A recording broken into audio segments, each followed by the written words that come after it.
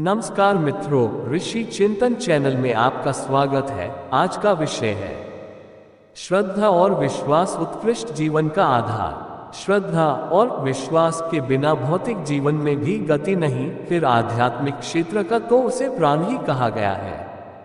आदर्शवादिता में प्रत्यक्षत हानि ही रहती है, पर उच्च स्तरीय मान्यताओं में श्रद्धा रखने के कारण ही मनुष्य त्याग बलिदान का कष्ट सहन करने के लिए खुशी खुशी तैयार होता है। ईश्वर और आत्मा का अस्तित्व तक प्रयोगशालाओं की कसौटी पर खरा सिद्ध नहीं होता। वह निश्चित रूप से श्रद्धा पर ही अवलंबित है। मनुष्य का व्यक्तित्व जिसमें संस्कारों का, आदतों का गहरा पुट रहता है, वस्तुतः श्रद्धा की परिपक्वता के अतिरिक्त और कुछ नहीं है। भिन्न भिन्न व्यक्तियों में भिन्न भिन्न प्रकार की आदतें और मान्यताएं अत्यंत गहराई तक घुसी रहती हैं और वे उन्हें छोड़ने को सहज ही तैयार नहीं होते। ये संस्कार और कुछ नहीं चिरकाल तक सोचे गए, माने गए और व्यवहार में लाए गए अभ्यासों का ही परिपाक है।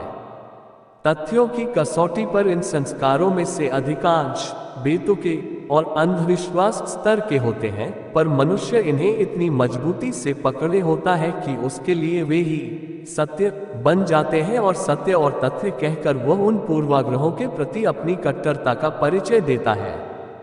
उसके लिए लड़ने मरने तक को तैयार हो जाता है। यह मान्यता परक कट्टरता और कुछ नहीं मात्र श्रद्धा द्वारा रची गई खिलवाड़ मात्र है। तर्क की शक्ति का जन्म भी श्रद्धा के गर्भ से ही होता है।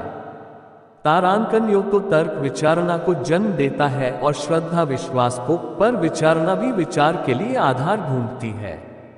आधार तभी बन सकता है जब विश्वास हो, अन्यथा तर्क बुद्धि तो किसी भी केंद्र पर चिंतन को केंद्रीभूत नहीं कर सकती। ये तो तभी बन पाता है जब विश्वास के सहारे विषय पर गंभीरता पूर्वक विचार किया जाता है।